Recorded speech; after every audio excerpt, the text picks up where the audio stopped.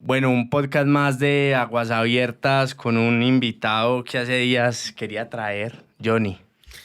Juan, ¿cómo vas? Qué felicidad estar aquí. Me pongo muy feliz realmente. Hace mucho. Nuestro quinto podcast. Qué honor estar acá. Muchas gracias por Llevamos. invitarme y esperemos que hagamos cosas muy chéveres. Quería traerte un invitado que admiro bastante por muchas cosas. Muchas La gracias. primera es que, no sé, Johnny, pero uno siempre tiene, no sé si todos, pero personalmente, alguna vez dije que si pudiera volver a nacer sería artista. Yo creo que el arte es una cosa muy intrínseca al ser humano. Está ahí, está ahí. Y de hecho todos tenemos. ¿Sabes qué? Dentro de mi experiencia con el arte, pues una de las facetas que desarrollé mucho fue la educación. A mí me ha gustado mucho educar siempre. Y, y siempre fue un patrón común en que la gente eh, que de pronto socialmente uno pensaría exitosa, siempre tienen esa frustración, llamémoslo así, ese pedacito que uno dice, a mí me hubiera gustado estar acá y digamos tener esa libertad que nos da el aire, el arte, perdón, de creación, pero finalmente también ese modelo social nos lleva y nos empuja a muchas cosas que de repente por la época en la que vivimos el arte a veces queda como colgando o queda como para, queda en un sector muy romántico de la sociedad y Sino que si uno a veces ve el artista, y me refiero a artistas sobre todo a temas musicales, y claro, yo hago parte de ese grupo en donde quisimos, mm, ni siquiera frustradamente, porque nunca lo intenté. Realmente es un tema más, un sueño rosado. Yo llamo a ese tipo de cosas sueños rosados donde está el sueño, pero uno no hace nada para cumplirlo. O sea, solamente es como que, qué bacano hubiese sido que por cuestiones del azar seguramente la vida me hubiera puesto en otro escenario y hubiese construido una carrera musical en lo personal.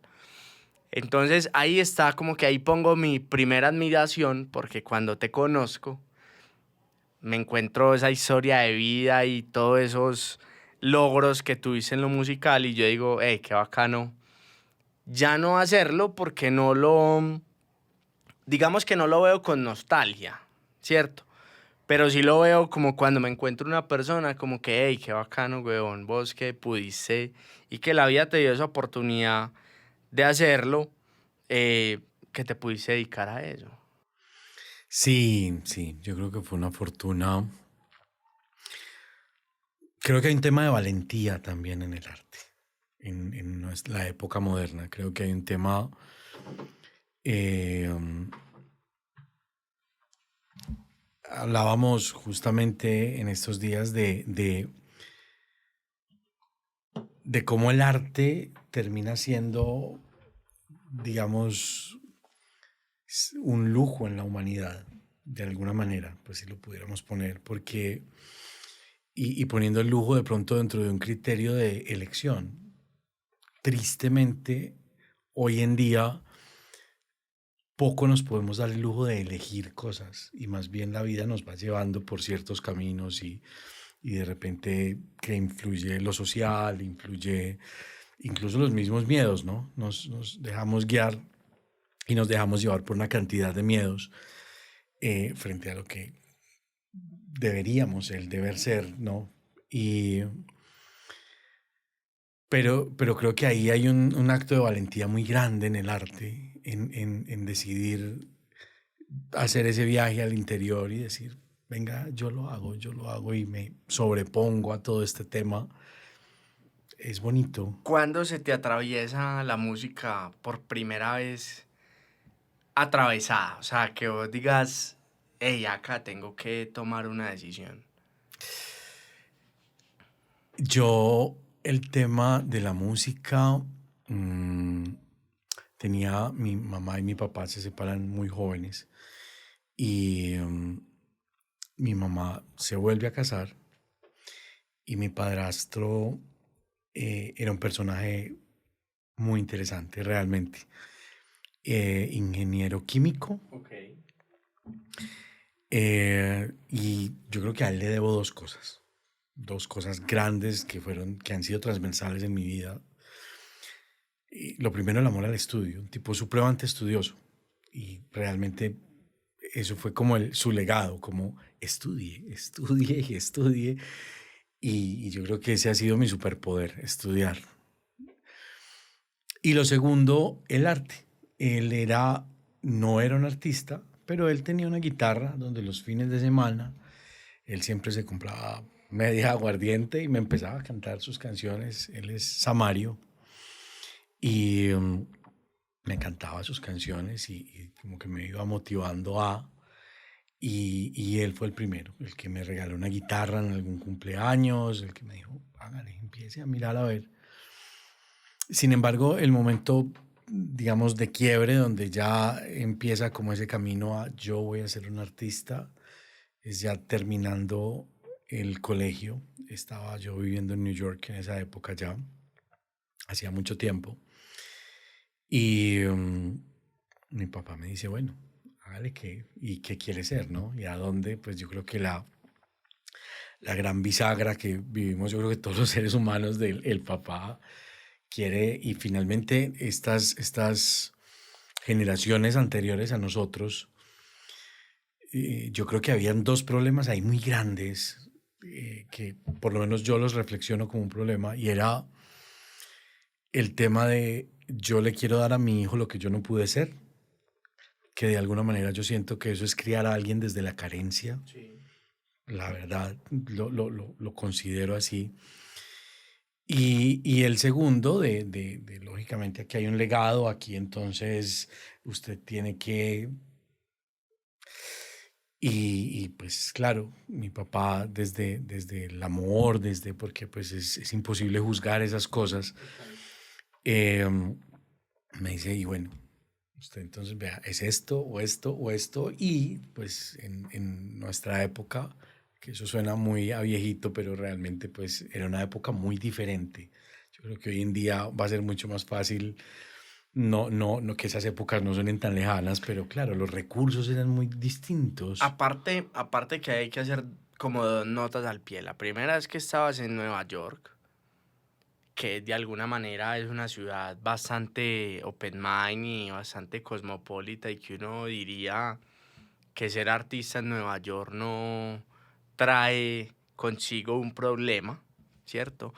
Y la segunda, yo siempre lo he dicho, y es que esa decisión de tomar,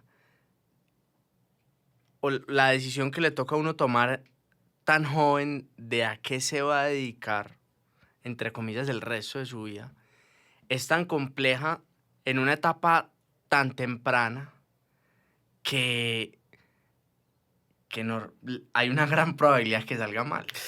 Sí, ¿sabes qué? Había un tema ahí que, digamos, en su momento fue un tema muy anárquico, pero después mirándolo bien yo creo que fue una gran reflexión de la conciencia realmente, o de eso que uno lleva adentro. Y era, mi papá tenía muy lejos la música, es decir, aquí un artista es un merendero, de hecho me lo dijo, usted ¿Qué quiere ser hacía tu papá? constructor. Ok. Y él trabajó toda la vida en este tema y a él le iba muy bien en New York, pues digamos que era una manera de estar muy seguro en sus cosas.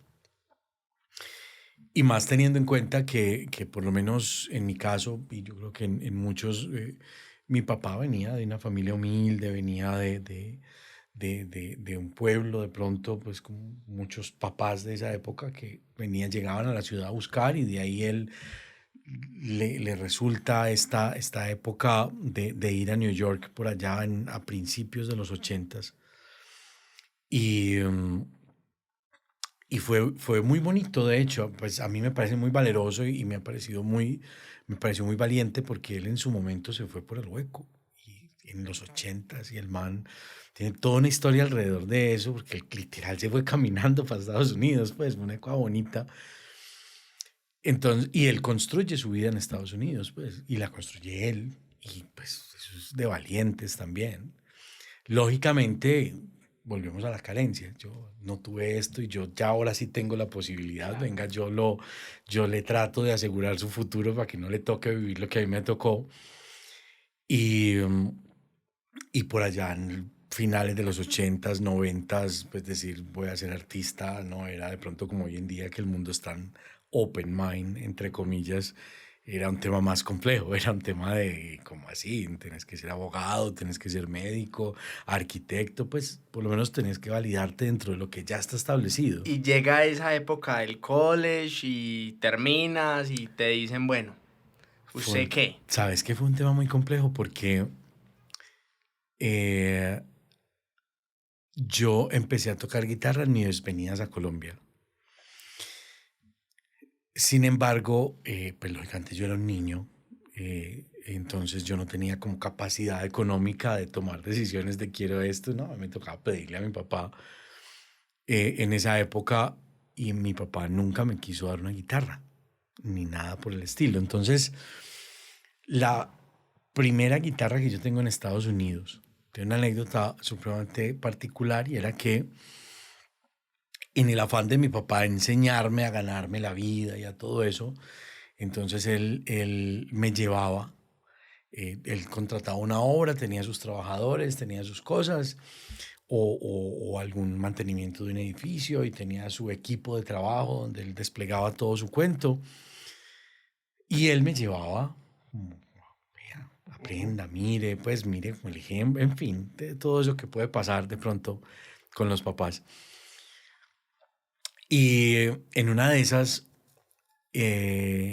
había una chica en un edificio acá en Manhattan que se estaba mudando. Y le dice a mi papá, usted no me pueden ayudar con esto. Él dijo, ah, claro, venga, yo le mando unas personas y yo ni idea, usted por qué no quiere y va Claro, y se ayude. gana, ayude y Tania y se gana. Y mi papá era muy así, ¿no? Era muy host, era muy servicial con las cosas y yo creo que ese era su superpoder y por eso le iba tan bien con todo. Entonces recuerdo mucho que ella se llamaba Kira. Yo entré al apartamento y estaba todo empacado para la mudanza y para todo esto. Y recuerdo que yo entré al cuarto de ella a recoger algo y habían dos guitarras. Y para mí eso fue, no, encontrarme a la Virgen, pues eso fue una cosa para mí supremamente, y yo, ¿qué es esto? Era una guitarra eléctrica y una guitarra acústica y un amplificadorcito chiquito. Yo lo que hice fue sin pedir permiso, yo las cogí y me senté a tocar. Yo ya tocaba algunas cosas Ok.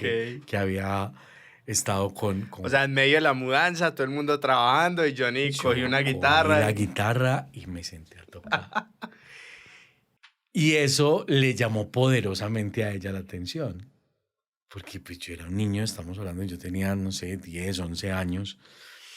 Y para mí fue como, ay, güey, pucha, no me la han dado, pero yo aquí la tengo y puedo tocar y puedo hacer.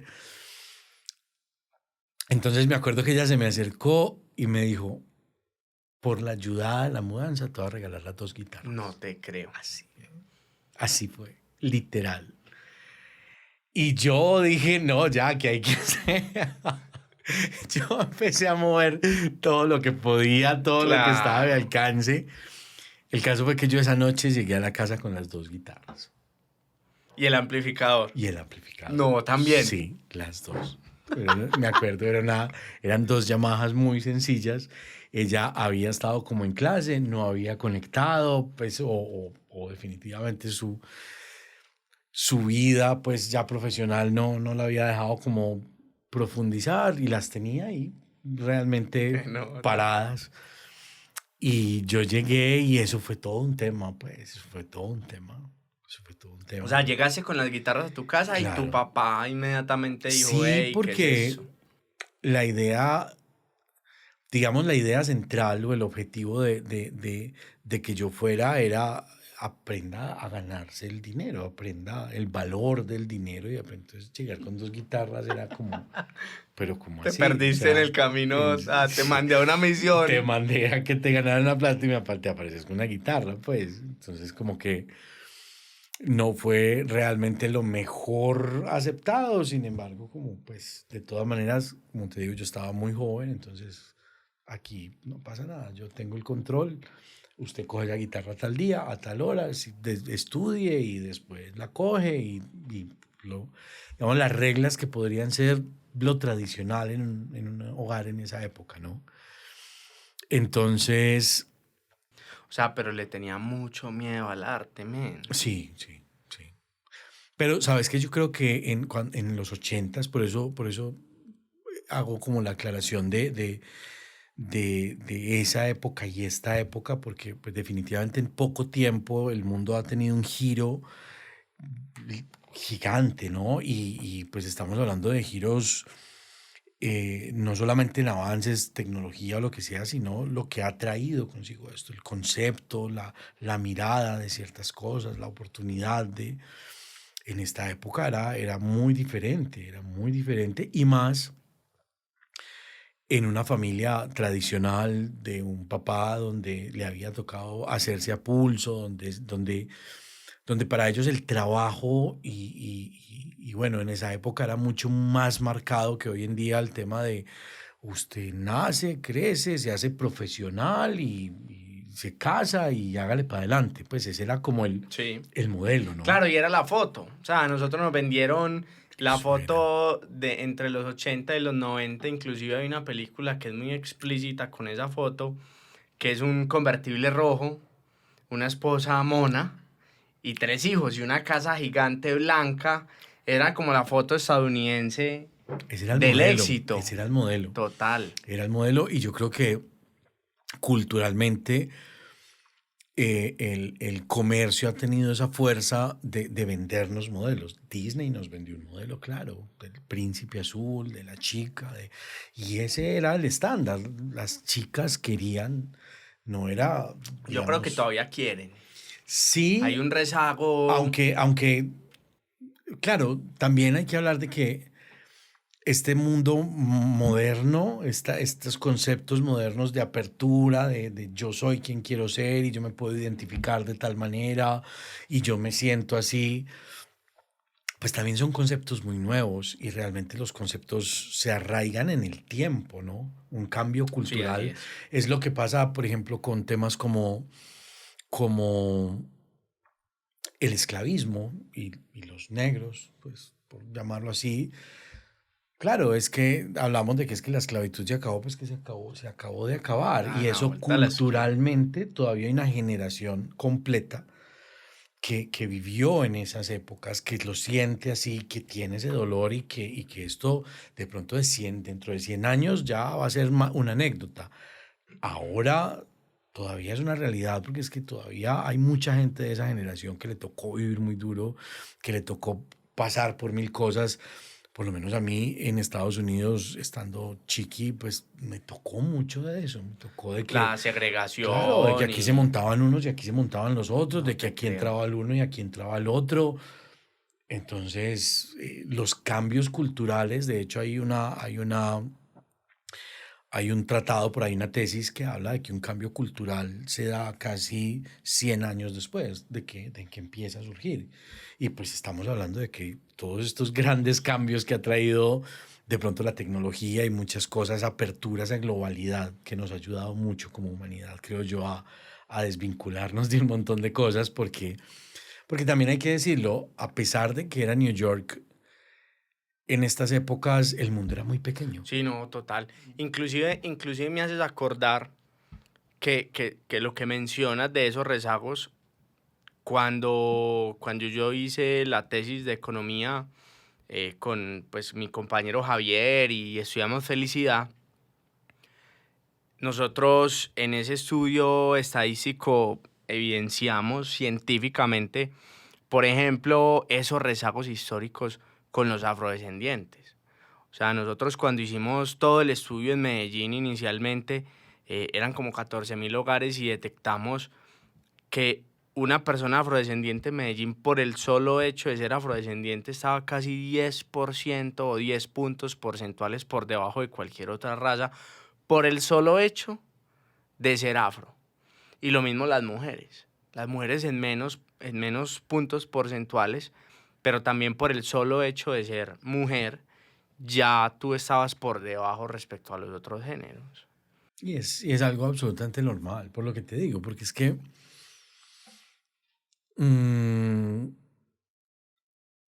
por lo menos lo digo desde mi experiencia con mi generación hacia atrás, uno encuentra que, no sé, por lo menos mi abuela, por ejemplo, mi abuela no concebía esas cosas. Claro, es muy complejo no juzgar esas cosas porque yo siempre he pensado que la gente va y razona y de pronto piensa y reflexiona basado en su experiencia, en lo cultural, en qué tanta educación tienen, muchas cosas influyen en esto.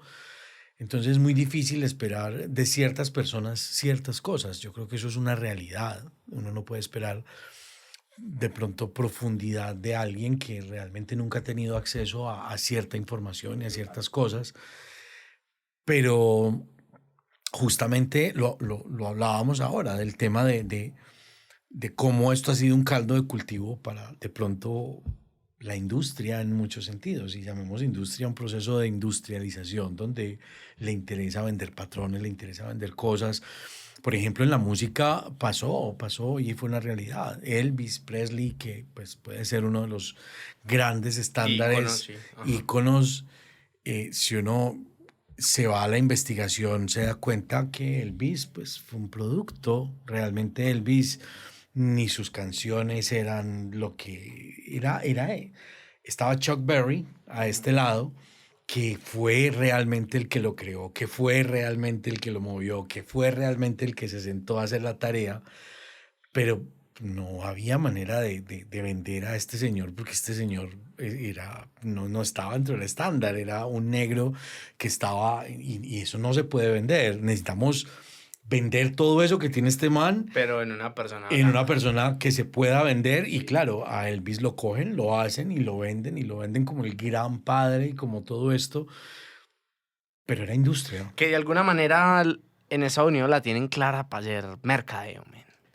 O sea, yo creo que ahí Estados Unidos entendió cuál era su propósito y dónde lo hacía bien, y era en el branding. Absolutamente. Y, Yo pienso que y todo lo que ha hecho en Harley Davidson, Apple, todas esas marcas es branding. Al final se produce en otro lado y todo, es que si ellos han sido buenos en algo es en la marca, en trabajar, pues y mucho antes incluso de Apple y de estas cosas, llevándolo, por ejemplo, a términos musicales, un Michael Jackson. Pues los números de Michael Jackson eran una cosa de la estratosfera. Ahora, que uno dijera es que, y no estoy diciendo que hubiera sido malo, ni mucho menos, pero que uno dijera es que es el más talentoso o el más, y no, era sí, un claro. producto hecho, un producto.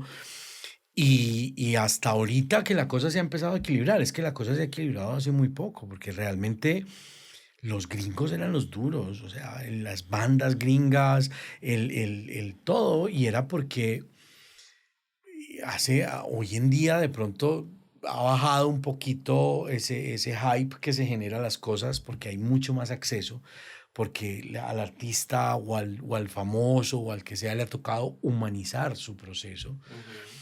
Pero 20, 30 años atrás eran dioses, literal. Era gente que uno veía esto es otra esfera. O sea, aquí nadie llega, aquí llegan unos cuantos. Esta gente es como tocada por los dioses de alguna manera. Johnny, ¿cómo era vivir eso, men? ¿Cómo era vivir esa película de estar al lado y estar en esa banda donde todo, o sea, donde no había acceso, donde el artista era intocable. Ahí, ¿Cómo se vive eso? yo creo que yo tengo dos percepciones frente a eso. Y es la personal y la vivencial. Ok, hablemos de la vivencial, la del artista, la del guitarrista, la del músico. Alguna vez, y se me viene a la cabeza justamente eso, estaba en un concierto con Charly. Charly García. Sí, con Ok. Charly García. Y estábamos tocando. Había un gentío tremendo en Buenos Qué Aires. nota, Esto güey. estaba lleno de gente. Y hubo algo muy particular y era que se largó un aguacero, una lluvia increíble y nadie se movía de ahí. Nadie se movía.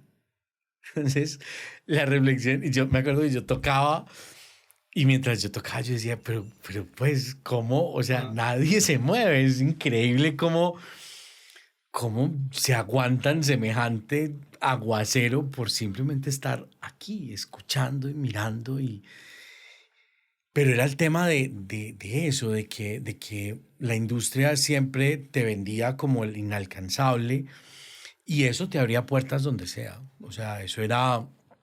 Puedo llegar a decir, yo soy guitarrista de Charly, o yo trabajo para Sony, yo trabajé en Sony muchísimo tiempo, o yo aquí no importa más nada, no importa Todo se aquí vale, hay todo, permisos de acceso. todo, no importa si te portabas bien, si te portabas mal, aquí todo estaba bien visto porque vos eras la persona, porque vos eras una persona influyente e importante.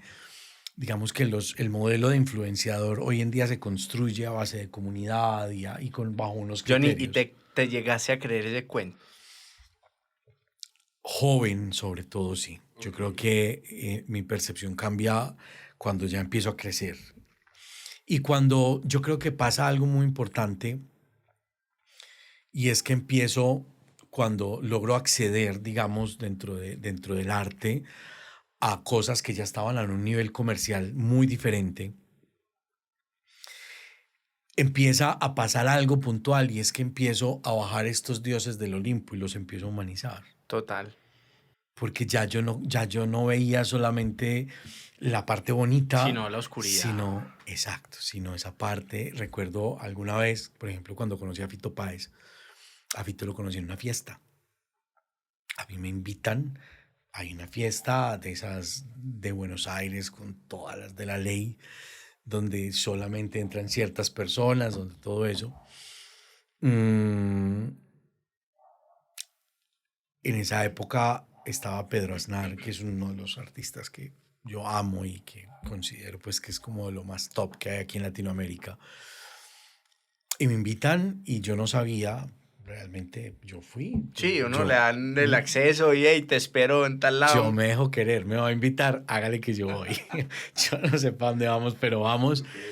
Y estaba en esa época del rock and roll, de vamos pues a vivir, además que yo vivía en unas condiciones, digamos, muy cómodas, porque a mí me habían llamado, yo había tocado con él en New York y el manager me llama luego,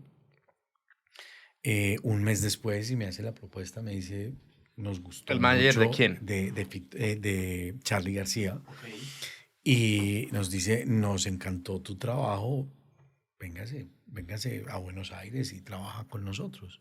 Entonces yo llego Como allá, una reina. sí, yo llegué allá a vivir en Palermo, en un hotel, con todo pago, con todo, pero un rockstar, literal. Pues yo vivía, mi trabajo era ir a ensayos e ir a conciertos a tocar. El resto, hágale que aquí hay todo, está todo pago, está todo bien. Mm, y ya lógicamente, pues el desarrollo que uno hacía musical, que empezaba a tocar con el uno, con el otro, pero pues digamos que aquí estaba todo listo, ¿no? Entonces, esa noche llegamos y yo entré directamente, ay, vení para que conozcas a Fito y haga no sé qué, en fin, cuando yo entré hasta allá, él estaba acostado en un sofá, estaba llevado, estaba en un viaje increíble.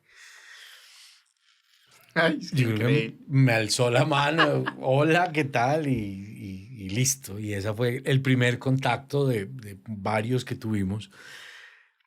Pero, pero claro, encontrar ese paralelo en cuando yo estaba en este modo artista, en este modo, eh, soy el guitarrista yo creo que uno de los personajes más importantes que ha tenido Latinoamérica en su cultura, como lo fue Charly García, porque realmente yo lo identifico como el papá de los pollitos, por decirlo así. O sea, toda esta... Aparte que era un poeta. Y claro, porque además él estaba muy metido en toda esta, en lo que era la cultura urbana en esa época, que era una cultura, de pronto lo urbano hoy en día está muy relacionado a algo que nos vendieron los gringos hablando de mercado, porque finalmente pues esto urbano hoy en día es netamente gringo, que viene del hip hop y viene de todo este tema que se crea alrededor. Pero lo urbano en esa época tenía un componente social muy grande, ¿no? Y estaban todos estos artistas y toda esta canción social, lo que llaman la canción social, en su furor, en su momento. Entonces, y Charlie había sido uno de los pioneros, Sui Generis y todas estas bandas eran bandas que tenían un contenido fuertísimo, que se atrevían. En esa época el artista era el antisistémico, Total. no era parte del sistema como puede ser hoy en día, sino que era yo voy en contra del gobierno y del uno y del otro y tengo voz y tengo esto De hecho, por eso murieron algunos. y Bob total. Marley, cuando uno ve el documental, le queda el sinsabor, pues, de que ahí pasó algo.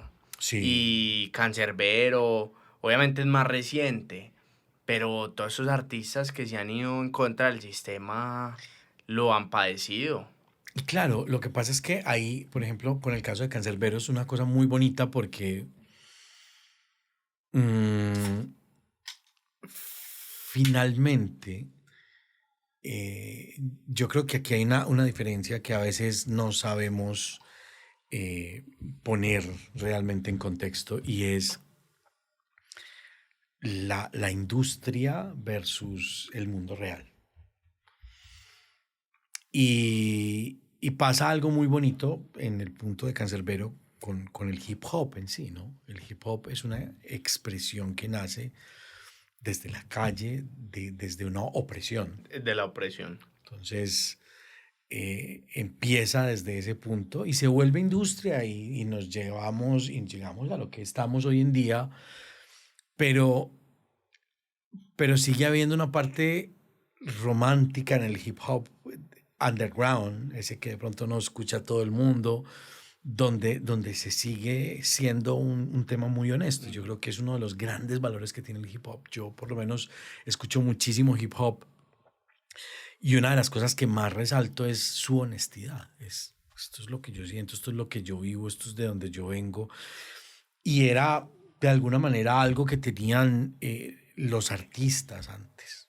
De pronto yo no estoy con esa filosofía de que es que la música se acabó, de que no, yo siempre he pensado que cuando alguien me dice es que ya no se hace buena música, yo siempre pienso como revisa tus fuentes, más Ajá. bien, Ok. porque, porque una cosa es el mainstream, una cosa es la industria, otra cosa es realmente si se acabó o no se acabó. Aquí hay gente haciendo música muy buena y siempre la ha habido y siempre la va a haber. Lo que pasa es que el mainstream es transitorio. Hoy en día se escucha reggaetón y muy posiblemente en 10 o 20 años no se escuche, porque si algo nos ha enseñado la industria es que en estos procesos de hacer empresa, los productos, la viabilidad de las cosas es corta, porque la gente se aburre de las cosas. Si no, Coca-Cola se hubiera quedado haciendo Coca-Colas y ya. Pero entonces ellos saben que a pesar de que vendan muchas Coca-Colas, tienen que hacer Sprite, tienen que hacer Fanta, Claro, tienen que hacer, total. porque si no, porque hay un tema de ventas y de cosas que hay que sustentar también. Y pasa justamente, hoy en día pasa mucho, por ejemplo, con esa nostalgia, y lo identifico mucho con gente de mi edad, que viene de los ochentas y todos estos rockeros y estas cosas que dicen, es que el rock se murió. Y se murió, no. Lo que pasa es que Poison y Kiss y toda esta gente era mainstream. Se acabó su cuarto de hora como se le acabó. Ay, esa generación es súper difícil porque es como si de los 80 en adelante, máximo 90, no hubiese habido más música. Sí, es muy complejo. Es Es muy un complejo. estado ahí como de negación súper fuerte, pues. Es como si se hubieran quedado dándole vueltas a un punto específico. Y a mí eso me ha parecido muy complejo toda la vida, sobre todo por mi estructura mental, porque yo tengo algo que me ha caracterizado siempre, y no sé si ha sido, no sé si es una habilidad, no sé si es un defecto, realmente nunca he podido encontrar esa línea, pero para mí el pasado a uno no lo determina, para mí el futuro. Entonces yo siempre estoy pensando en qué va a pasar dentro de 10 años y en para dónde vamos.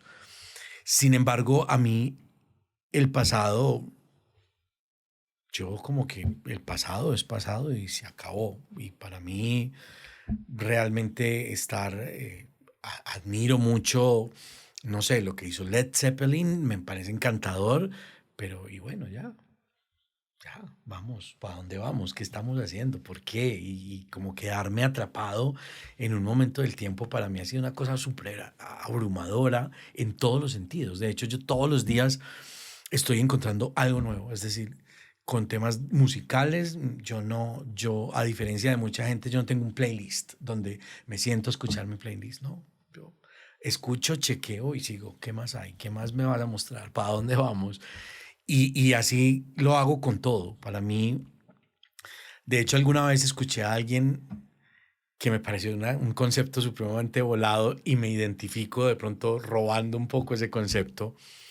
Una chica japonesa, una diseñadora, que el diseño para mí fue la respuesta a esa inquietud, porque para mí el diseño es encontrarle respuestas, encontrar soluciones a futuro, construir.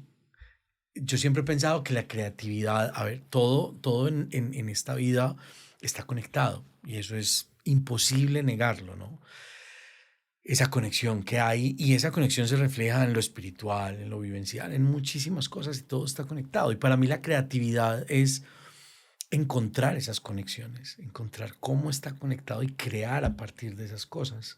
Yo creo que la innovación, desde mi punto de vista, se genera desde ahí, porque es difícil llegar de pronto a esos puntos que me parecen un poco románticos de inventarse algo completamente nuevo, empezando porque cuando uno entiende un poquito el cerebro, uno entiende que el cerebro realmente no se imagina nada que no conozca. Ni, exacto, o sea, al El final cerebro es reconoce patrones, reconoce, y lo que hace es conectar patrones y conectar una cantidad de cosas. Entonces, decir que una idea es completamente nueva es muy complejo. La idea es el reflejo y el resultado de muchas cosas que resultan un criterio nuevo, pero que lógicamente tiene un hilo conductual en todo esto. de alguna forma uno podría utópicamente hablar de una idea completamente nueva si se mete a la caverna de Platón. Y desde ahí genera, pues porque no hay un contexto y no hay un relacionamiento con el ser humano. Pero, ¿cómo, o sea, cómo hiciste ese paso de ese artista a lo humano? O sea, ahí debe haber un desengaño. O una Yo tusa, creo que o el desengaño, o más que un desengaño, es lo que hablábamos ahorita de bajar del Olimpo a los dioses. que al final el culpable es uno. Porque uno también los idolatra y los, pues, los pone en un pedestal, olvida lo humano. Y claro, pero me pasaba algo en estos días, justamente eso me lleva a una conversación que tenía con un gran amigo, que es un artista que yo creo que de los que más admiro en este momento, por su rigor como artista, por cómo escribe, por muchas cosas. Y él, digamos que su círculo de amigos son personas supremamente conocidas en el medio. Y de pronto, para no ponerle nombre No, está bien. a este artista, hay un artista en este momento que se ha ganado muchos Grammys, y que vos lo escuchás y vos decís, pues, es que las reflexiones, y estamos hablando de un letrista, de una persona que escribe realmente unas letras impresionantes, y que cuando vos lo escuchás, vos decís, es que yo creo que si uno es mujer y escucha a esta persona, dice, yo daría lo que fuera por ser su esposa, su Su musa, musa. lo que Ajá. sea, ¿no? Y justo en estos días hablaba con este gran amigo que te digo, que es una conexión directa porque es un gran amigo de él además. Y reflexionábamos al respecto, y me decía, es que esta persona tiene una vida completamente destrozada. Pues tiene hijos y nunca quiso ser papá y odia ser papá todavía. Tiene esposa y no está tan contento con su matrimonio. Sin embargo, vos escuchás su música y escuchás todo lo que ha escrito y decís, es que es perfecto. Es perfecto, o sea, aquí no puede haber una imperfección, entre otras cosas, porque una reflexión tan profunda no puede salir de una persona Desestructurada, que claro. tenga tanto caos de pronto. Ujú. Sin embargo, creo que hay una cosa que obviamos en esa reflexión y es la poesía. La poesía nace del anhelo, de pronto, por llamarlo así, pero no necesariamente el poeta estaba tan enamorado, no necesariamente el poeta estaba tan profundamente vinculado con el proceso, sino que más bien tenía la capacidad de recoger información de aquel que lo veía muy enamorado de allí y lo traía a esto.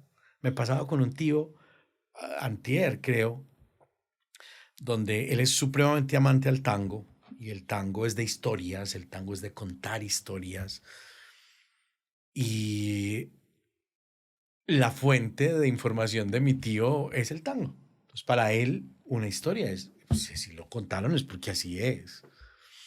Y justamente escuchábamos un tango que en su preámbulo hablaban, o el artista hacía una pequeña reseña, perdón, a Edith Piaf. Entonces él va y cuenta la historia en una pequeña reunión familiar. Ah, Edith Piaf, tal cosa. Y a mí eso me quedó resonando porque básicamente dijo como que Edith Piaf había ido a la Argentina y había muerto yo no sé cómo. Un chisme Y yo, ¿qué completo es esto ahí tan raro? Entonces yo lo cogí al lado y le dije, vení, ¿y esa historia de dónde la sacaste tan rara? Porque eso no es, o sea, de eso, un tango. claro, el tango, el compositor, de alguna manera, digamos, inspirado en Claro. estas cosas, modificó, es como cuando nos cuentan una historia, como cuando Marvel nos muestra sus historias y al Iron Man y a todas estas cosas, que claro, pues, nos muestran una vida real, pero pues está hecho desde un criterio de la imaginación, y yo creo que en muchísimos temas hoy en día incluso está infravalorado la imaginación de las personas. Que a mí esa parte me rompe mucho la cabeza, porque yo creo que somos seres creativos, y el hecho de ser, y cuando hablamos de que una idea no necesariamente es nueva, sino el resultado de una cantidad de cosas, no es necesariamente que estés copiando nada. Estás creando, claro, estás creando y estás creando cosas grandiosas a partir de, claro, pero tu cabeza puede volar hasta el infinito. Nadie puede negar que podemos imaginarnos, y yo creo que lo hemos visto reflejado en muchísimas cosas, no solamente en procesos de emprendimiento, sino en películas, en una cantidad de cosas que nos permean. Pues, de hecho, uno de mis diseñadores favoritos fue un tipo que en su época le encontró una solución a algo que era absolutamente inviable en esa época. Y yo creo que eso es una de las grandes peleas que yo tengo con el mundo. Cuando a mí me hablan de que es que no sé quién vino o una divinidad vino y bajó y para poder ayudar a hacer las pirámides y todo eso, yo creo que están obviando la capacidad que tenemos como seres humanos. Inclusive esta semana estaba viendo algo que indicaba que hay como un indicio que las pirámides las hicieron inclusive en canaletas, que hay como una mezcla de un cemento que tenían la fórmula en esas épocas donde básicamente creaban la piedra, ¿cierto? Pero que tenía una firmeza como el cemento.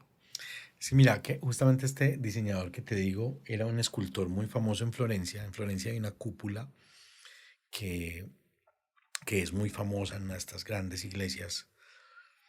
Y en su momento, una de las estructuras más difíciles que hay de construir son los arcos, por la sostenibilidad del arco. Y de repente eso ya está solucionado hoy en día, pero en su época hacer esta forma era, y bueno, ¿quién lo va a hacer? Y la historia básicamente cuenta que se reúnen los tipos más prestigiosos de esa Florencia de la época y a hablar con esta gente de la iglesia, que era la que iba a hacer esto, y realmente, y nadie daba una solución. Y este tipo era un escultor, pero era una mente de esas creativas. Y dijo, aquí está la oportunidad. Entonces, él en su época, dentro de la parte de la escultura, estaba supremamente opacado por otros artistas que no nos digamos mentiras, no en la época, hoy en día tenemos una exposición muy grande de muchísima gente y yo creo que eso es una de las grandes ventajas que tenemos hoy en día, pero antes de la tecnología, la exposición estaba netamente ceñida o al que tenía la conexión o al que tenía dinero o al que estaba Y lo metido. gubernamental era fundamental. Posiblemente nosotros conocemos a Miguel Ángel y Sí, nadie puede descartar su talento, pero posiblemente debajo de Miguel Ángel había podía haber una mejores, cantidad de total. gente mucho más tesa y mucho más. Entonces, pero el que tenía la conexión o el amigo o la plata, pues era el que pasó a la historia, ¿no? Eh, este tipo es una anécdota muy bonita donde él va y les dice a estos sacerdotes, les dice, yo se lo hago, yo lo hago. Es más, no necesitamos estructura, yo lo hago. No necesitamos no, digamos los adobes y el cemento. Y aquí, de aquí para arriba. Y ellos lo miraron como este man está loco. Entonces, la historia dice que uno de estos señores lo cuestiona. En esta época estamos hablando pues de que la iglesia tenía un poder gigante, entonces eran los dueños realmente de la Europa, de esa Europa, de esas épocas, y le dice, venga, ¿y usted cómo lo va a hacer? Pues nos tiene que decir, porque es que aquí ha venido la gente más tesa y no le ha encontrado una solución. Usted va a venir aquí de la nada a decir que usted lo soluciona. Y él les da una respuesta que yo creo que eso fue lo que más me conectó con esa historia. Él les dice, no, venga, pero es que si yo le cuento cómo le voy a hacer, entonces ¿cómo le cobro? Pues si yo le digo lo que sé, entonces ¿cómo? Pues usted me roba la idea, Ajá, básicamente era como total. eso. Y en esa época no había esa apertura cultural de yo salgo. Hoy en día yo creo que es mucho más beneficioso salir a decir el cómo lo hago. Hasta hace muy poco, cuando no había todo esto, el cómo lo hago era un tema supremamente oculto. No, inclusive hasta en los productos alimenticios decía en los ingredientes la receta secreta y así se ponía. Y eso era súper valorado y era un tema de know-how bastante complicado. De hecho, hasta hace poco una hamburguesería muy grande se transó con un grupo empresarial muy grande basado en ese know-how y al final lo compraron por un tema de carne y no tenía carne la receta. Entonces, claro, en todo ese tema, eh, si el, es que esa definición del artista yo siento que desde antes de nuestra época y hoy todavía está muy mitificada a que baja la musa de la inspiración y todo se transforma. Pero ahí detrás del artista también, que fue, yo llevo todo esto a luz y oscuridad. O sea, al final yo creo que transformar y llevar ideas y comunicar también trae una oscuridad muy fuerte, que es la parte humana del artista, que normalmente esa no se trabaja.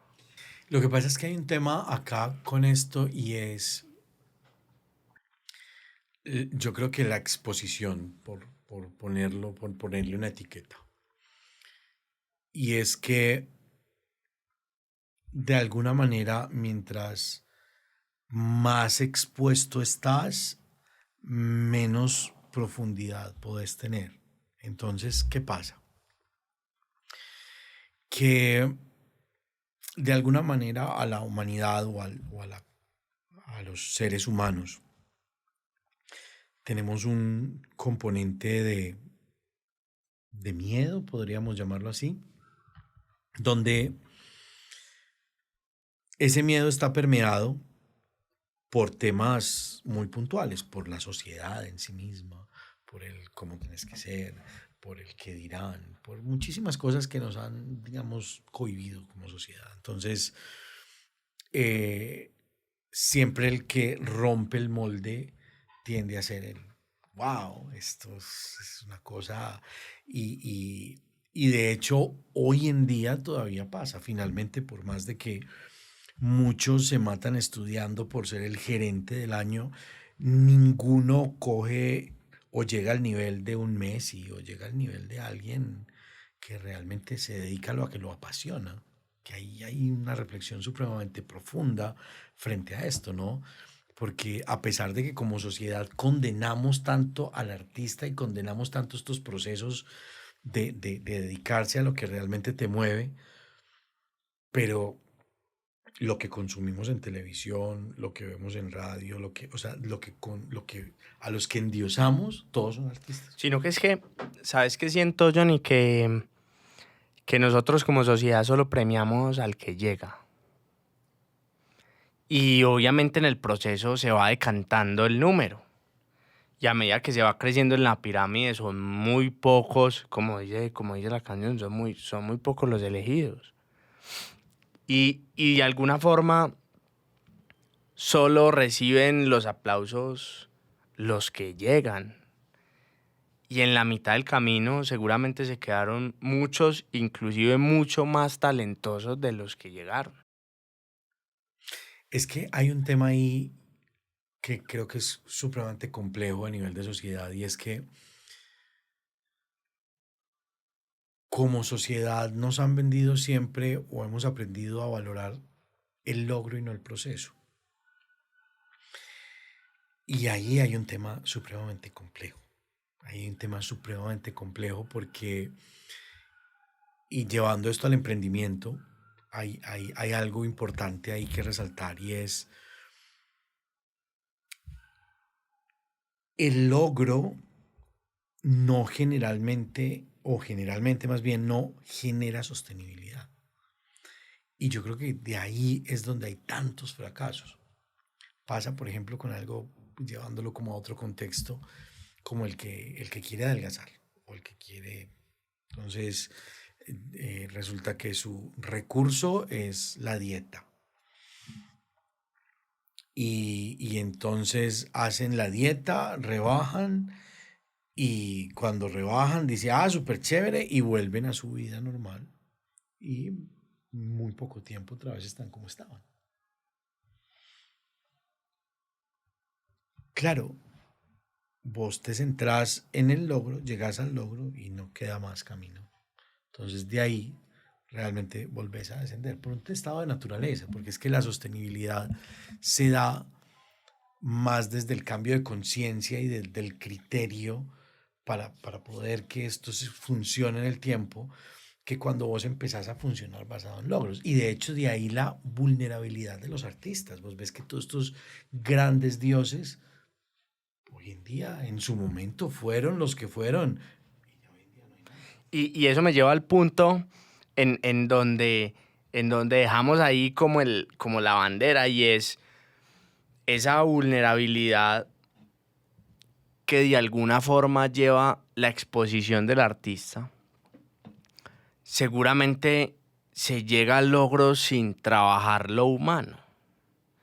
Y ahí es donde se viene todo al traste.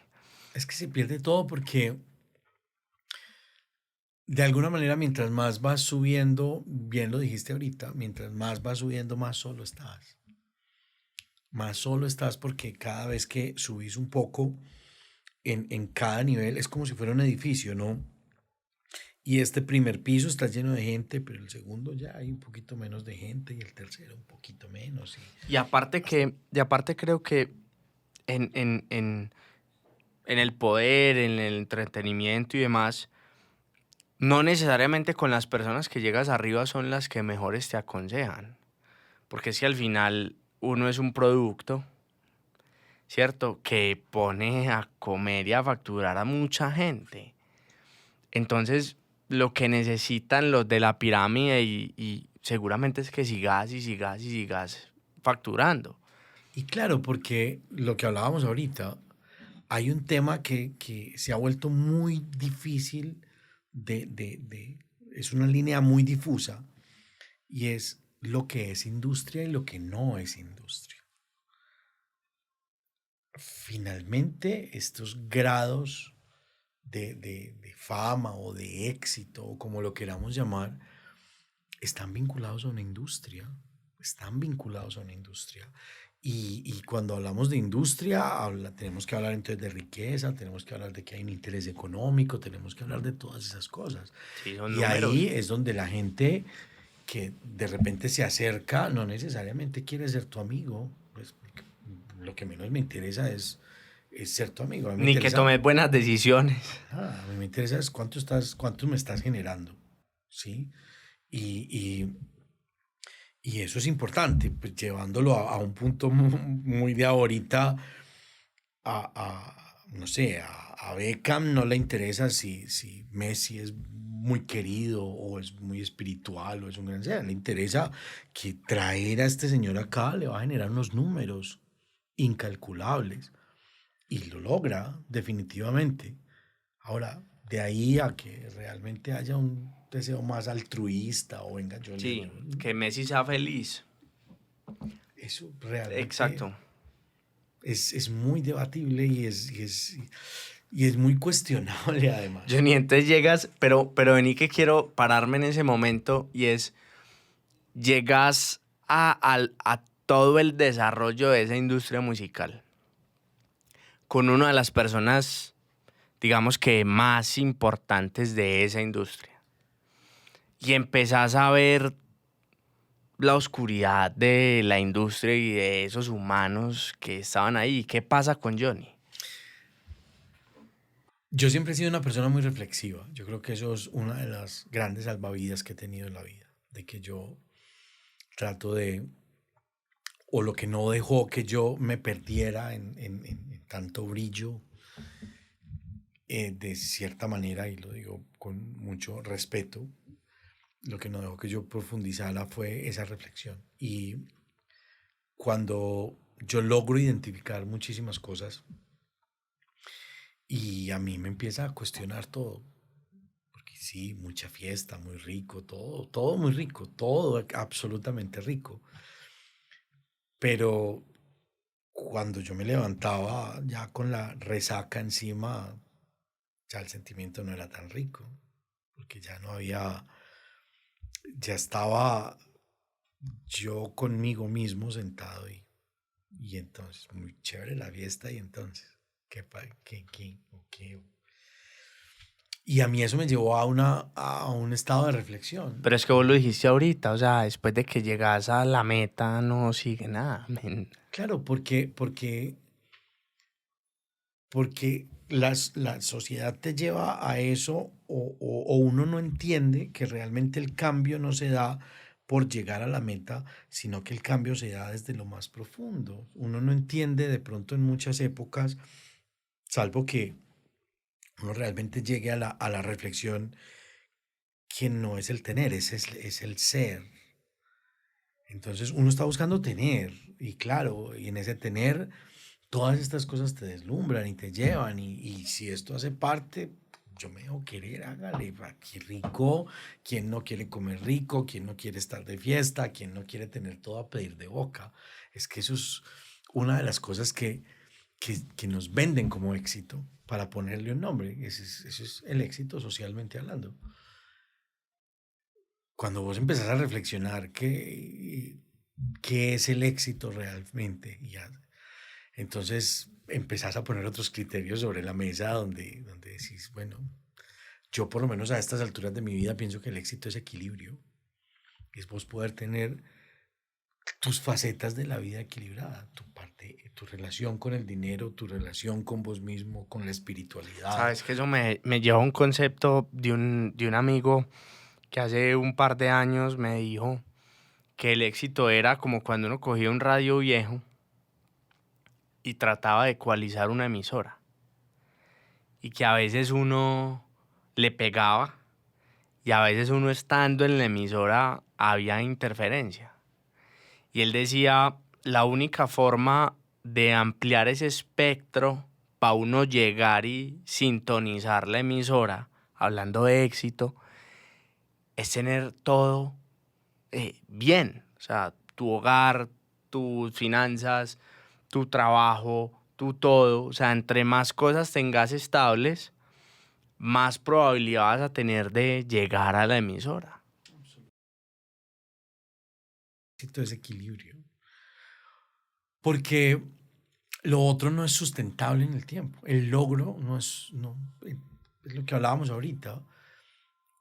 Vos puedes tener muchos logros en la vida, pero finalmente eh, la vulnerabilidad de la vida te enseña que no es ese logro. Pues cuánta gente hay que es, no sé, hiper mega millonaria, hiper mega importante, y en un segundo se quedan sin nada. Yo quiero, exacto, o sea, quiero ir a ese punto porque es que muchas personas, inclusive lo hemos evidenciado en algunas conferencias que hemos estado, donde muchos de esos pelados que se quieren dedicar a la industria musical van por el logro.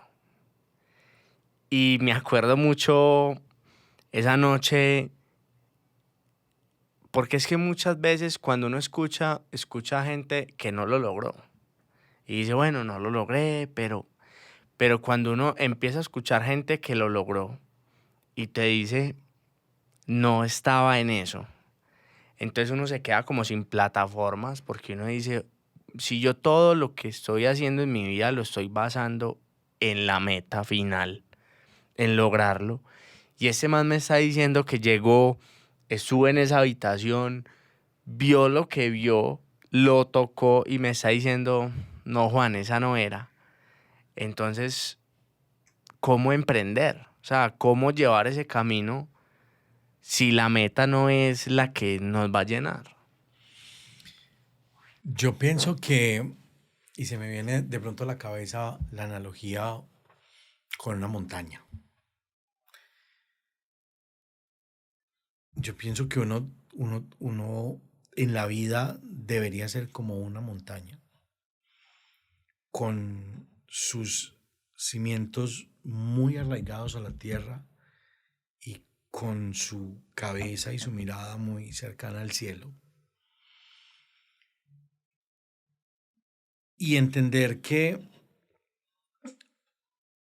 una montaña sigue siendo, a pesar de las cosas, es decir, inevitablemente llega el invierno, llegan cosas difíciles, llega la sequía, llega la nieve, se te acaba todo, pero resulta que inevitablemente ese invierno transita hacia la primavera y de alguna manera empiezan a nacer cosas y a resurgir y a florecer muchas cosas, y llega el verano donde vos estás en esa cima donde decís esto es lo que es y maravilloso, pero después del verano inevitablemente vuelve y llega el otoño y empieza a desvanecerse y a caer muchas cosas que vos dabas por seguras, por ciertas, por todo eso, se caen y vuelve y llega el invierno y así sucesivamente. Entonces aquí hay algo supremamente importante que por lo menos en mi caso ha sido una reflexión constante o un aprendizaje más bien. La vida se sustenta en el movimiento y moverse está muy relacionado al cambio, a que cuando vos te moves posiblemente pasan mil cosas, porque claro, cuando yo doy el paso, cuando finalmente lo que cambia realmente las cosas es hacer, y hacer significa moverse. Yo estoy aquí sentado, pero si yo camino un metro y veo todo esto, pero si yo camino un metro más allá, mi perspectiva cambia absolutamente. Y posiblemente salgo y en ese espacio ya no hay un techo, ya está abierto y ya está lloviendo. Y entonces me llueve encima y me mojo. Pero posiblemente si me muevo otro poquito me meto debajo de un techo y me protejo. Y yo creo que ahí es donde está una, una de las grandes reflexiones, y es entender que la vida no es un proceso vertical, no es un proceso lineal, no es un proceso que va de una manera y ya. Es un proceso donde inevitablemente, y justamente lo hablábamos en esta conferencia a la cual hacías referencia ahorita, yo creo que hay tres conceptos que yo he aprendido que definitivamente son transversales en la vida. Y eso es lo que me ha ayudado a crecer como ser humano y a que yo tengo la garantía, y lo que me aleja del miedo es que donde yo estoy. A mí no me da miedo estar en ningún sitio porque es que yo sé que el valor soy yo. No es ni lo que he hecho, ni no, es lo que he aprendido con todas estas cosas. Lo primero es el dolor. El dolor es inevitable. Inevitable. Podemos quedarnos aquí quietos el resto de la existencia, pero el dolor nos va a alcanzar. Lo segundo es la incertidumbre. Pero aparte, envejecer duele. Y todo duele realmente. Pues si vos te metes dentro del contexto, pues posiblemente tenemos familia, entonces de todas maneras, no sé, se muere tu mamá, tu papá, te duele, se muere tu mascota, tenés una relación y se acaba, puede que estemos aquí quietos, pero resulta que los órganos en sí mismo, esto es vida, esto es movimiento, y una célula le dio por dañarse, enloquecerse, y te da y te enfermas. Y aparte yo siento que muchos actos, cuando uno no está consciente, los hace evitando el dolor. Y yo creo que esos actos evitativos del dolor lo que hacen es postergar la muerte. O sea, al final te vas a morir. Y al final va a doler. Y entre más los postergues, seguramente va a doler más. Yo creo que eso incluso tiene efectos colaterales muy bravos, porque cuando vos empezás a postergar esas cosas, de alguna manera empezás a acumular cosas. Y aquí también hay un concepto supremamente importante, y es que todo en la vida, ideas, lámparas, micrófonos, sentimientos, todo ocupa un espacio. Independientemente si lo vemos, si lo podemos tocar o no, si lo podemos ver o no, lo que sea, todo ocupa un espacio. Y ahí hay un concepto supremamente importante, y es que cuando yo no depuro ese espacio, eso se llena, eso se llena. Y vos, cuando estás evitando el dolor, realmente lo que estás haciendo es acumulando cosas que no son tan chéveres, que al final eso sí que va a explotar. Es Ese sí, seguro. ese sí que va a ser una explosión muy grande. Mientras yo pienso que lo más sano, por ponerlo en estos términos, es aceptar el dolor y aprender a cruzar el dolor, aprender a siempre estar en movimiento, aprender a siempre me estoy moviendo. Hay momentos donde el invierno llega, pero la montaña sigue siendo la montaña. Sí, inclusive uno se vuelve muy, muy selectivo con las palabras. Por ejemplo, em, el recibir. Entonces uno siempre pide lo bueno, pero la palabra en su definición no adjetiva bueno y malo. Entonces cuando uno está, digamos que en esa energía del recibir, pues tiene que recibir lo bueno y lo malo. O sea, recibe lo bueno, pero recibe lo que te duele igual que como recibes lo bueno, porque si no, pues solo selectivo. O sea, solo recibo lo que me hace bien, pero ¿y lo que me duele? ¿Sabes qué? Eso me lleva a algo y es una reflexión que he hecho siempre de esa gran pregunta de todo el mundo de qué es la felicidad realmente. Y de repente alguna vez hablaba con alguien que estaba muy ligado a esa filosofía común de, es que uno no es feliz, o es que uno es feliz a raticos, o es que... Y a mí se me cuestionaba mucho y yo creo que ahí hay un tema que es supremamente importante y es que una cosa es alegría y otra cosa es felicidad. Ahora, nosotros dentro de un día tenemos momentos de alegría, momentos, eso sí es momentáneo. Un momentico donde yo estoy feliz aquí sentado, posiblemente ahora me encuentro un episodio muy triste y después otro, y eso es momentáneo. Sin embargo, yo creo que la felicidad, realmente una persona sí puede llegar a un estado de felicidad. Y yo creo que la felicidad es cuando vos empezás a evaluar en el proceso en el que estás y empezás a sentir satisfactoriamente que estás haciendo lo correcto frente a tus objetivos, frente a tus lineamientos morales, frente a todas estas cosas. Ahora, eso nos lleva a que vos no, estos movimientos, a que vos hoy estés aquí, mañana estés jodido, pasado estés más jodido, después crezcas y pases esa línea. Pero el compendio de todas estas cosas buenas y malas, cuando vos las empezás a sumar y empezás a mirar que es que caminar pasa lo mismo que en lo físico, ¿no? Yo empiezo a caminar muy, muy contento, pero me canso. Si yo quiero caminar y caminar y caminar, me canso, pero eso no me limita a que yo no siga caminando hacia mi objetivo. Y eso no limita a que yo disfrute el camino, porque es que la felicidad es un compendio de cosas buenas y malas. No es un estado de perfección, no es un estado de es que estoy acá y ya.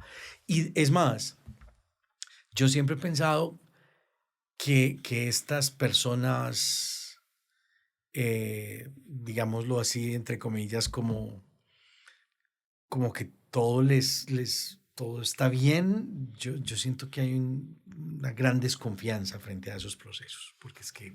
Yo voy a citar un amigo, de hecho es como un maestro en muchas cosas de vida, porque él diría, pero es que yo ni así cualquiera.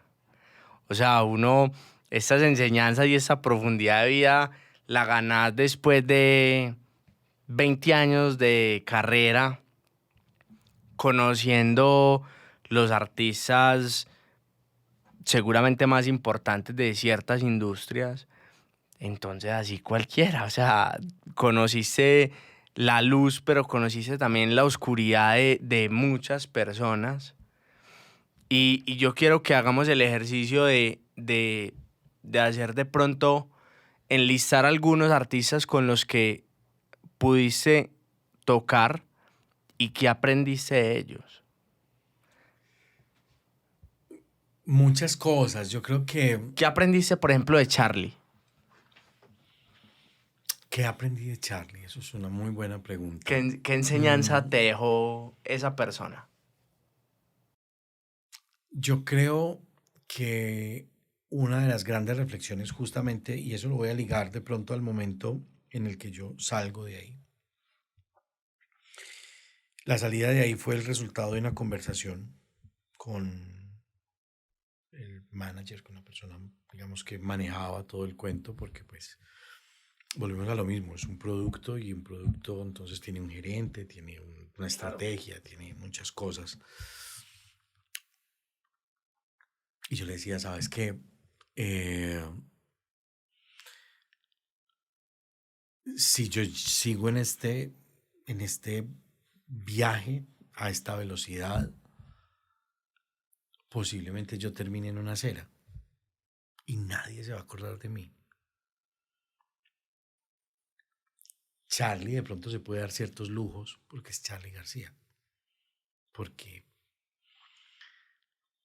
porque claro, a nivel de industria, pongámoslo así, Coca-Cola de pronto se puede dar el lujo de tener su producto. Ah, que es muy malo. Es, Soy Coca-Cola. es un tema de poder. Total. Es un tema de poder. Hay ciertas esferas donde el poder te blinda frente a muchas cosas. Ahora, si vos no estás en esa selecta esfera, porque esa esfera sí es para muy poquitos realmente,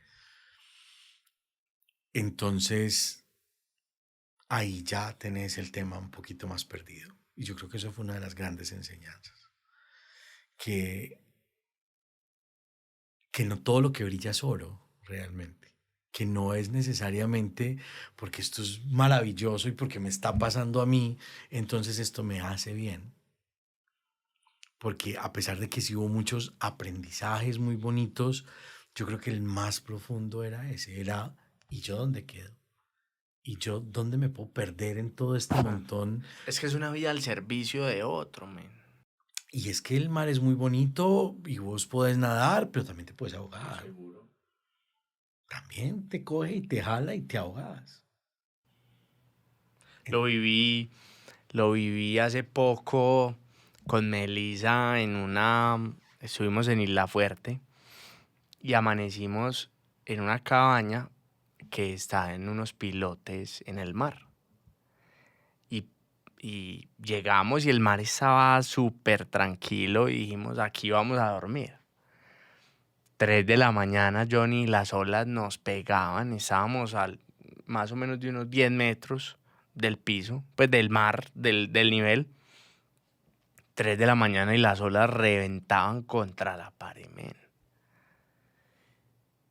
Y Melissa y yo coincidimos en que nos encanta el mar, pero bajar las escalas 3 de la mañana sin luz, bien padeciendo el mar ahí, entiende uno la oscuridad de lo bonito que le... Es lindo, es divino, es inmenso, es de todo, pero entonces entender también los riesgos que genera esa magnitud Sí, y que genera esa pueden grandeza, morir. ya ahí es otro paseo. Yo creo que eso es justamente uno de los grandes aprendizajes de esa época, de que sí, es un mar, es majestuoso, está todo, pero, pero, ¿qué es todo? Vos tenés el carro del año, pero al siguiente año ya es un carro que no es del año. Vos tenés vos tenés, es decir, yo siempre lo pongo en términos de todos esos grandes emporios que han existido, y si hay algo que nos enseña la historia es que todos esos grandes emporios fueron brillantes, fueron de mucho poder y hoy en día son ruinas. Y ya, no era más. Con Fito compartiste. Sí, compartí un gran personaje, realmente es un artista de esos que de los que aprendí mucho. Yo creo que sí, lógicamente, como en todo en la vida, hay esa oscuridad, pero hay ese montón de cosas rescatables y un ser pues enamorador, o sea, una mente maestra en todo, en sus ideas, en lo que hablaba de esas personas que te hablan y vos quedas como, wow. ¿Cómo era estar en un estudio de grabación con él, men?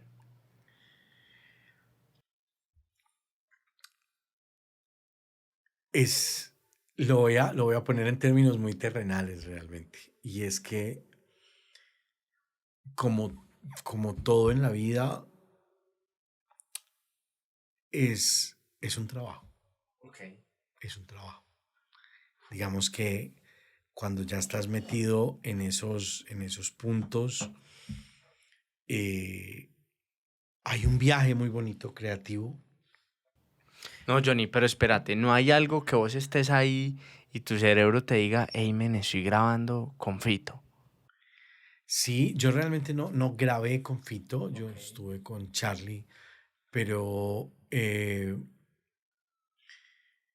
digamos que en ese momento eh, yo creo que pasa algo muy particular y es que hay egoísmo, hay cierto egoísmo, es decir, vos, vos no pensás al lado de quién estás, sino que vos estás pensando en cómo yo doy lo mejor o cómo. Y esto es una reflexión muy profunda porque de repente no se ve así siempre, pero vos en ese momento estás pensando y en yo cómo brillo, en yo cómo descresto, Ok. en yo cómo mantengo ese nivel de que realmente, porque creer en algo o creer en alguien lleva implícito ese hype. Yo creo en vos, pero de alguna manera ese yo creo en vos es yo espero de vos ciertas cosas, ¿no? Claro. Eso tiene su lado implícito, por más espiritual que lo veamos. Es decir, no sé, yo creo en el Dalai Lama, pero es que yo espero del Dalai Lama este nivel y si baja a un nivel más bajito, yo, pero ¿cómo así? No estábamos pues en este nivel. Entonces, sí hay un tema ahí de egoísmo porque vos de alguna manera te desvinculas de ciertas cosas y vos querés es darles brillar y exponerlo ahí. Y lo que vos estás esperando es más, yo creo que un reconocimiento que Que el, cualquier otra cosa. claro, que En el salir de presente. ahí dije, hiciste el solo del putas, hiciste, mejor dicho, la Mm, sacaste del Me estadio. importa un culo el resto. Y claro, Es que sabes que me llevas a un punto porque hablaba con alguien hace poco que también es músico y que en mi percepción también lo logró como vos. Y me decía, men, es que yo me di cuenta que lo logré hoy.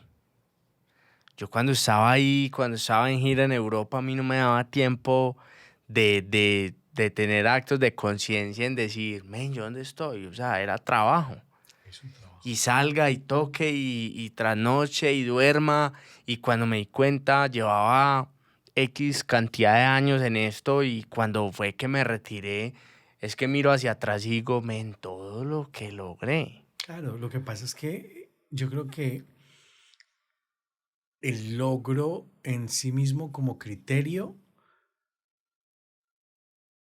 lo da la perspectiva. Es decir, si vos estudias para administrador o administración de empresas y haces, no sé, un posgrado o una especialización en alta gerencia y terminas gerenciando Coca-Cola, de pronto vos no lo ves como un logro, porque para eso fue que Claro, estudié era lo que y debería pasar. y era el deber ser, ¿no? Yo estudié para esto y entonces yo me perfilo. Claro, cuando él sale de pronto de Coca-Cola o de la empresa que sea, y entonces ya empieza a separarse en el mundo más terrenal, decís, pero es que vos estabas allá y vos decís como, pues, pero es que para eso fue que para eso era que estábamos estudiando, ¿no? Ahí sí viene el, ¿y para qué estudiamos, no?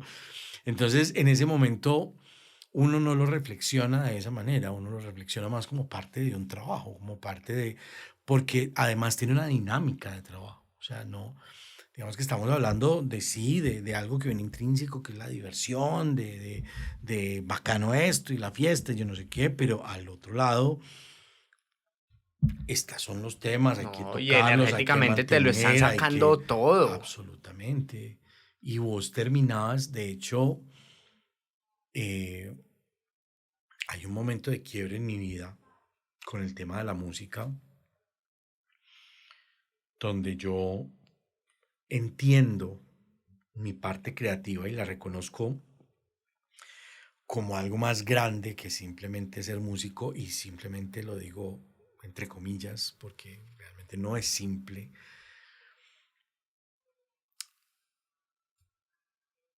Y era justamente cuando la música ya se me convirtió en la parte de yo lo siento como un trabajo. Yo voy, toco y ya no me despierta esa emoción. Ya yo, digamos que yo iba a tocar y yo simplemente estaba ocupando un lugar en el espacio. O sea, ni siquiera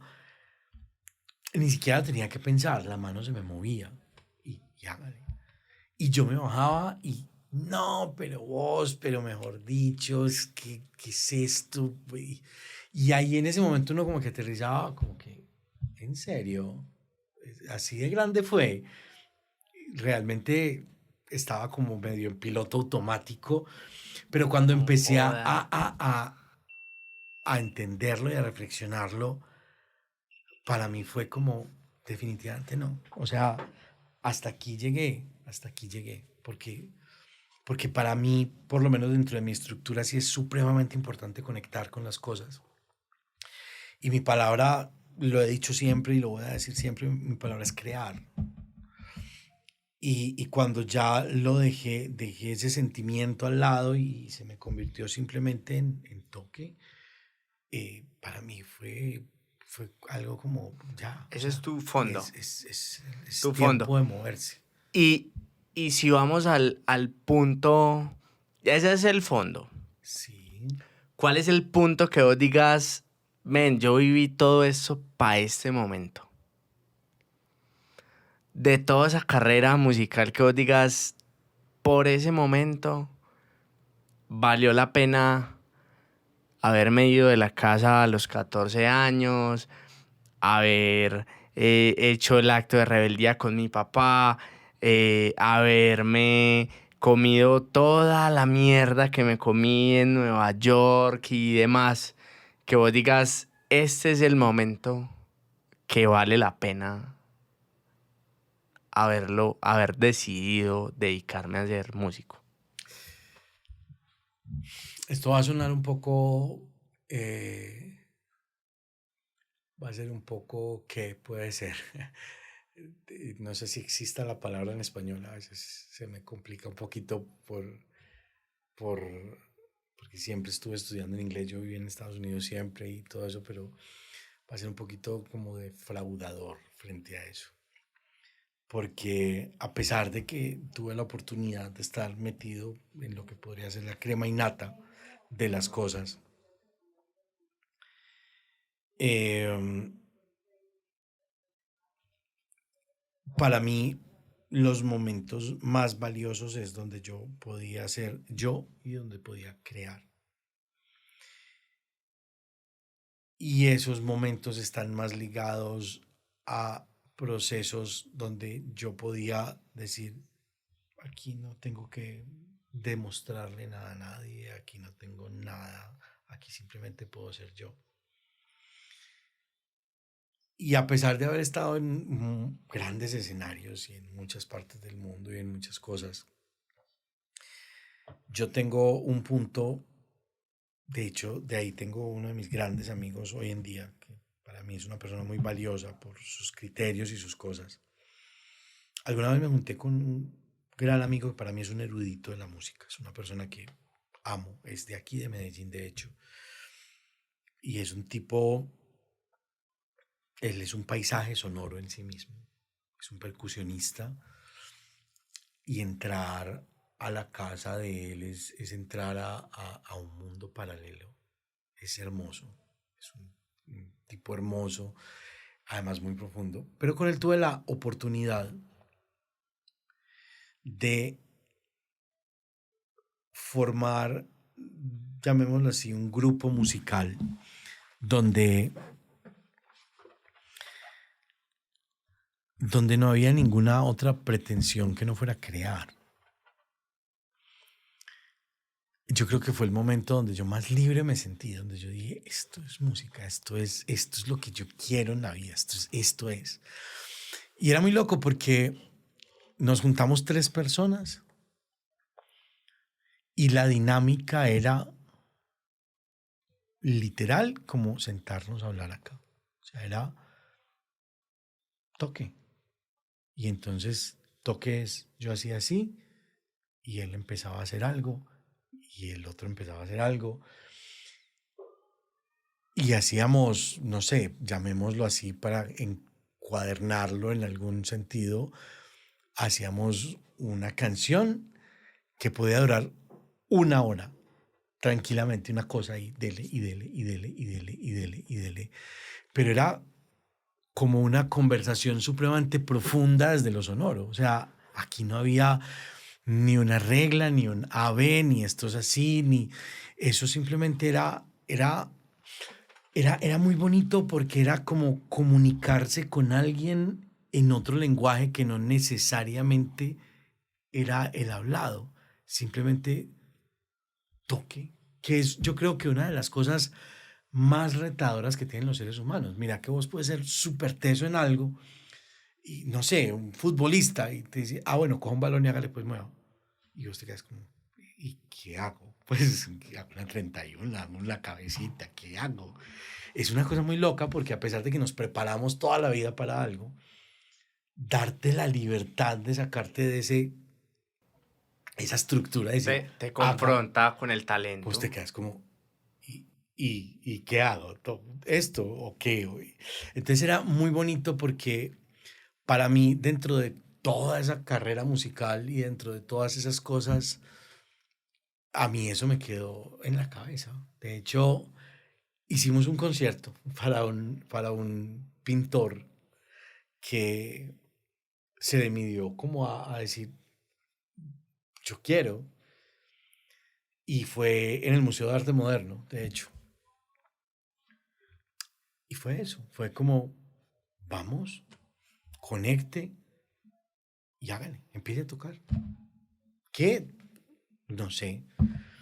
Y eso en el desarrollo eran colores y colores y colores. Era un discurso supremamente bonito, realmente. Para mí eso fue dentro incluso de mi estructura emocional, no sé, para mí eso fue como, wow, esto no lo había vivido yo nunca, porque a pesar de que las otras cosas, de pronto el estar con Luis Miguel, con Charlie, con Cristian, tocar allí, grabar allí, Wayne Shorter, con gente supremamente tesa y dura de la industria en muchos ámbitos musicales, mm,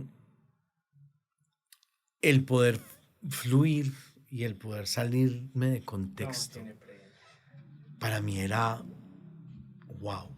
O sea, era todo lo que yo he estudiado era para esto, era para poder decir esto.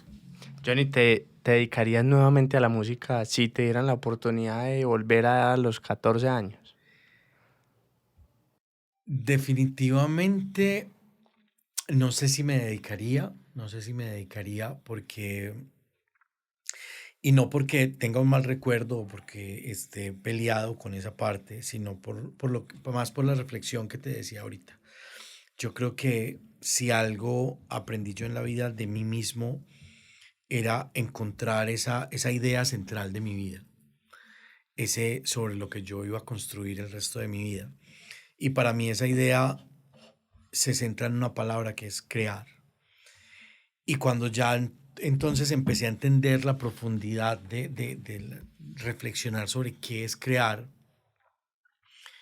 me di cuenta que la música era una herramienta de creación, era una herramienta para crear, pero que de alguna manera me limitaba. Me limitaba a un contexto, me limitaba a un criterio y definitivamente yo quería comerme de alguna manera la palabra. Entonces, no quiere decir eso que me aleje y no es que no en determinado momento posiblemente toque y vuelva y haga y vuelva a esa, digamos, a esa arista de la creación. Pero no sé si volvería a encerrarme en ese cuarto. Es como una casa con muchos cuartos donde yo entro allí, miro allí y yo digo, wow, qué rico, o sea, que crear, venga, y para mí eso es como realmente lo que mueve mi vida. Entonces, a pesar de lo liberador y de lo grande que puede ser la música y el arte, para mí es una parte fundamental de mi vida porque definitivamente le debo muchísimo y en muchos sentidos, pero, pero siempre entendí y ya después ahora de viejo digamos, me rebelé y dije, cuelgo los hábitos y cuelgo la guitarra y cuelgo todas estas cosas. Más que por un acto de rebelión, era un acto de venga, es que pues, lo que yo siento es mucho más profundo y entonces juntar más bien criterios. Yo más bien, más que volver, podría juntar criterios y crear paisajes sonoros, visuales, cosas que sean unos mundos muy complejos, que yo creo que ahí es donde más me identifico, en decir esto se ve así, se oye así, huele así, porque esa inquietud me ha llevado a eso. Pues yo soy diseñador, he trabajado en la música y soy músico, pero entonces también estudié cocina, pero también yo he sido siempre de la inquietud no sé, y era de los que cogía un radio cuando estaba chiquito y para mí no era como, ay, ¿cuál es la emisora más chévere? Yo no veía la hora de destapar eso para saber quién era el que estaba hablando allá adentro, ¿sí me entendés? Y yo soy esa persona, como, y entonces todo esto que a mí me gusta hacer cosas, a mí me gusta, y de hecho he sido un emprendedor toda mi vida, porque eso sí ha sido transversal a todas las artes que he practicado, en que yo he sido emprendedor y yo siempre he tomado las riendas de mi vida. Y, pero el tema siempre ha sido, no, yo no he sido ese emprendedor de, ay, aquí hay una oportunidad de negocio, venga, cojamos este producto y lo vendemos allí, hacemos, ¿no? Y esto que es tan chévere, y esto cómo se hace, y ahí mismo me voy a buscar a ver cómo se hace, y ahí mismo me voy a meterme en la película, y hasta que no lo tengo listo, y lo hago y mezclo, y esa alquimia de cosas, eso es lo que a mí me rompe la cabeza. Sabes que coincidís, porque el podcast se llama Aguas Abiertas, como una analogía al buceo del open water, y buceando hay una cosa que se llama parada de seguridad. Y siempre hago esta pregunta, ¿te dedicarías a lo mismo? Y las personas que han empezado acá, todas han dicho que no, que podrían explorar otra. Y el último Juan me dice, Juan, es que si yo pudiera tener el dinero para viajar 2 años, yo no elegiría el mismo destino. Y coincidís exactamente con la respuesta. Yo siento que debe haber una segunda sentada, John. Y total, no, y de hecho me está pasando en este momento. Alguien, este amigo del que te hablaba ahorita, que para mí es de los artistas más importantes que hay en Colombia, me dejó un mensaje muy bonito donde me decía, yo sé que colgaste los hábitos, pero eso no me lleva a decir, no te invito, vení, ayúdame a producir este disco y ayúdame a hacer estas cosas y vení, métete. Y yo le decía, "No, yo llevo un montón de tiempo sin coger una guitarra, sin coger, me decía, no, es que yo no estoy buscando un guitarrista. Y eso me pareció supremamente lindo porque, porque definitivamente eso es, yo creo que ahí es donde está Yo creo que eso es una de las cosas, de los grandes cimientos del crecimiento. Yo creo que crecer de alguna manera es vos mirar hacia atrás con gratitud, pero no necesariamente con ganas de volver. Y creo que eso es uno de los grandes, grandes cimientos del crecimiento. Qué bonito, man. Aprendí, me la gocé, me disfruté. Esto hace parte de mi estructura, pero no necesariamente porque quiera retroceder. Qué chimba. Johnny, qué bonito tenerte, weón. Muchas gracias. Tenerte acá en este programa. Siento que no va a ser la primera ni la última vez. Por favor, estaré feliz siempre de venir a estar con vos y a participar de todas Un abrazo, estas mi cosas. hermano. Gracias. Muchas gracias por venir.